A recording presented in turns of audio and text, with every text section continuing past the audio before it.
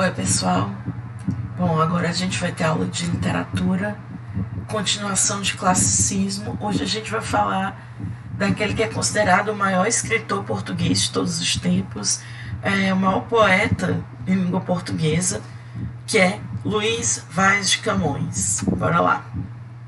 Então, Camões, ele começou, ele surgiu, teve seu apogeu no classicismo. Na aula passada a gente viu que o classicismo corresponde ao movimento renascentista na literatura. Então foi uma época que surgiram grandes escritores na Europa, como Dante Alighieri na Itália, o Shakespeare na Inglaterra, e o Camões em Portugal, Cervantes na Espanha.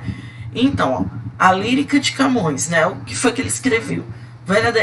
Camões, verdadeiro artista do classicismo português. Como é que foi a vida dele? Ele nasceu em 1524 a 25, não se sabe ao certo. Foi um bravo soldado do rei, ficando cego do olho direito durante a Batalha de Ceuta, em 1547. Teria sido preso. Dom Sebastião passou a ajudá-lo financeiramente, oferecendo uma pensão, moradia e comida em troca de suas obras. E a principal obra dele foi Os Lusíadas. Aqui uma capa de Os Lusíadas, uma versão mais antiga. E Os Lusíadas é o maior épico em língua portuguesa. Lembra que a gente estudou bem no começo do ano o gênero épico, que tem origem às narrativas. O gênero épico que tem origem lá na Grécia, com a Ilíada, a Odisseia de Homero, e depois passa por Roma, com a Eneida. E o maior representante, o maior poeta, aliás, o maior poema épico em língua portuguesa que nós temos é o Lusíadas. Os Lusíadas, prestem atenção, ele começa em media res. Isso é em latim, media res, quer dizer que a narrativa já começa do meio, já começa durante a ação mesmo. Então, é uma obra épica em versos, tem 10 cantos, os cantos é meio como se fossem capítulos, 1.102 estrofes, 8.816 versos e um rigoroso sistema métrico, decassílabo, são versos decassílabos e de rima real, A, B, A, B, A, B, C, C. Quer dizer o seguinte, a palavra que termina o primeiro verso rima com o terceiro verso, aí a do segundo verso rima com a do quarto, a rima do quinto rima com a do sexto e as outras rimam entre si sem alternância. A épica, o épico, conta sobre o povo português na época das grandes navegações, sendo o herói o próprio povo lusitano. A obra contém seres fantásticos semelhantes à mitologia grega e os deuses Baco, que representa o mal, que tenta impedir a viagem, e Vênus ajuda os lusitanos. Vasco da Gama, navegador da viagem, retratado em Os Lusíadas, que é a viagem de Portugal até Taprobana, que seria a Índia, e hoje em dia é o atual Sri Lanka. Então, bora lá. Basicamente, é um épico robusto, porque tem 10 cantos, tem quase 10 mil versos, todos os versos decassílabos, ou seja, tudo rimando. O herói dessa história é o povo português, mas assim, um cara lidera essa viagem, que é o Vasco da Gama. A história do Lusíadas é basicamente a história de como os portugueses chegaram lá nas Índias, E tem o Vasco da Gama, que vai ser ajudado pela deusa Vênus, e quem vai jogar contra ele é o deus Baco. Mas assim, é retratado muito do povo português em si, que luso tem a ver com Portugal. Aí, os Lusíadas contém 5 partes. Proposição, começo do poema, conta o que será retratado nele. Invocação, o poeta invoca as musas, que são as Tágides do Rio Tejo, para lhe dar inspiração ao escrever a obra. Essas partes são comuns em épicos mais antigos. A dedicatória, ele dedica a obra a Dom Sebastião, rei de Portugal, na época que tinha apenas 12 anos, e o Dom Sebastião, ele é um rei mítico português, porque ele sumiu numa batalha no norte da África. Ele sumiu, ninguém sabe onde é que foi parar Dom Sebastião. E o sebastianismo é um movimento muito forte na cultura portuguesa. A narração é a história em si, que é a narração da viagem do Vasco da Gama, e o final é o epílogo, em que o poeta conclui a obra já decepcionado com os portugueses, que acabaram por deixar se influenciar pela Espanha. E ele já fala mais um tom pessimista. Aí, ó, para vocês verem o comecinho dos Lusíadas, como é que começa? Esses versos são super famosos na literatura mundial. As armas e os barões assinalados, que da ocidental praia lusitana, por mares nunca dantes navegados, passaram ainda além da Taprobana, em perigos e guerras esforçados, mais do que prometia a força humana, e entre gente remota edificaram novo reino, que tanto sublimaram. Quer dizer o seguinte, as armas e os barões assinalados, ele está aqui exaltando a força da realeza, dos nobres.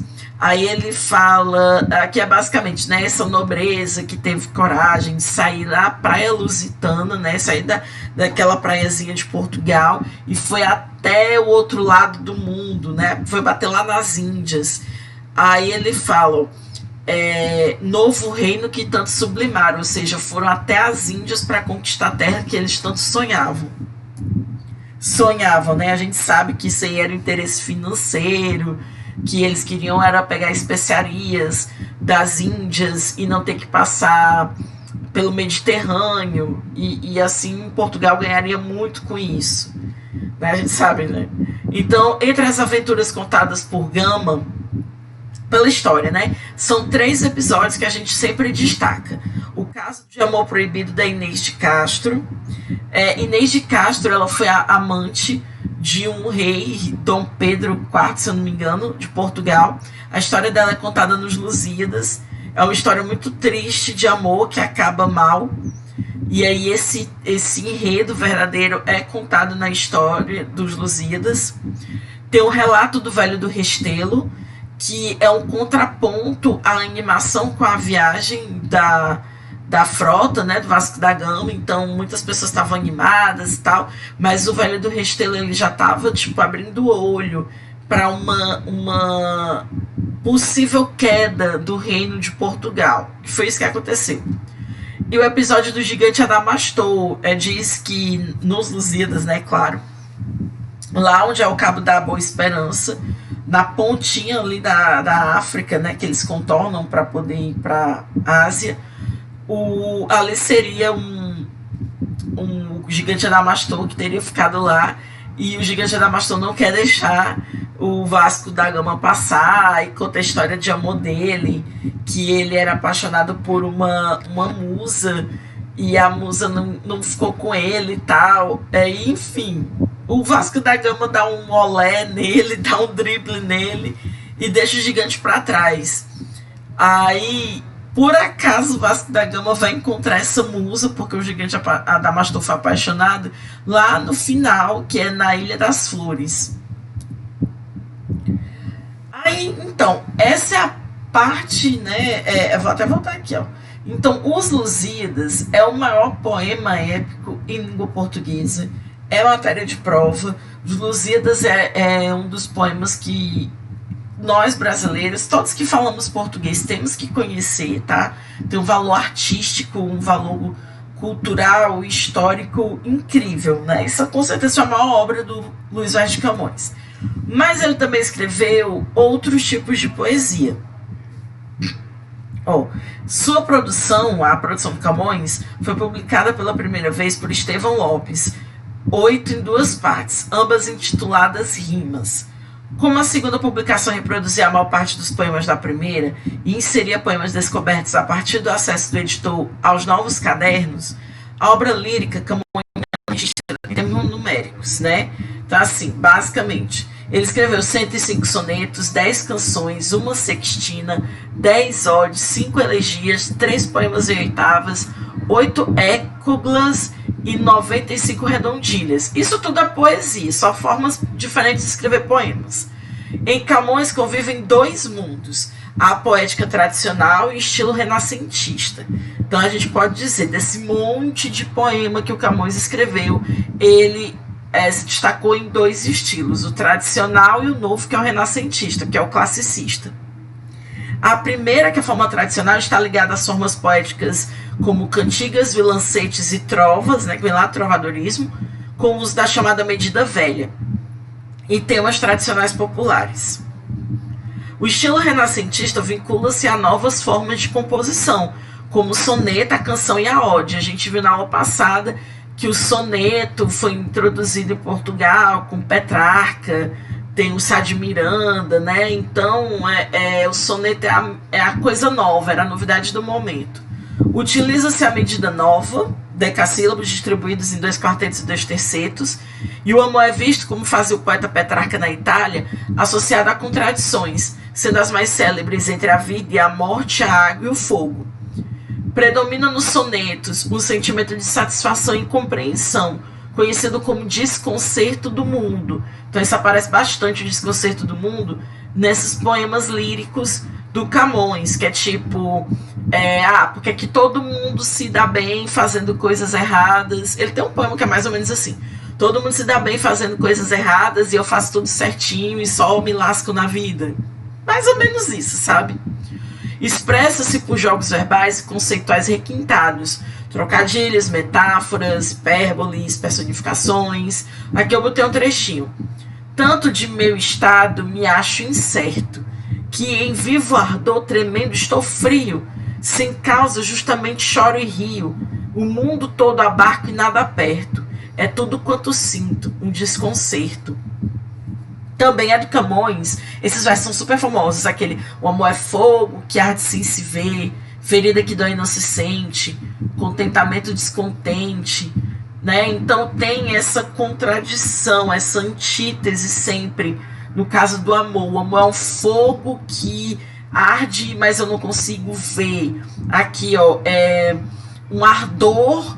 Ardor tem a ver com fogo, com uma coisa que está queimando. E aí ele fala: estou tremendo de frio, sem causa eu choro e eu rio. Então essa contradição, esse desconcerto do mundo é muito presente nos sonetos camonianos.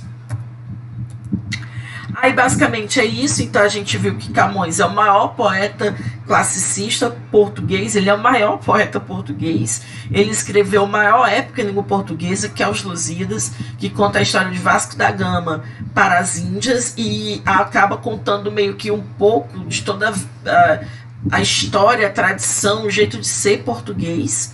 É um épico grandioso que tem 10 cantos, tem quase 10.000 versos. No livro de vocês tem tudo isso, tá? Então vocês podem ler, fazer resuminho, marcar as coisas mais importantes. E ele também escreveu poemas líricos amorosos e de tons tradicionais e do tom novo, que era o tom renascentista do classicismo. Ele escreveu poemas da forma nova, que seriam sonetos, e nos sonetos aparece muito contradições, platonismo e o desconcerto do mundo. Eu espero que vocês estejam estudando, força, bora lá, eu sei que tá difícil, mas estudem, estudem, estudem e tchau.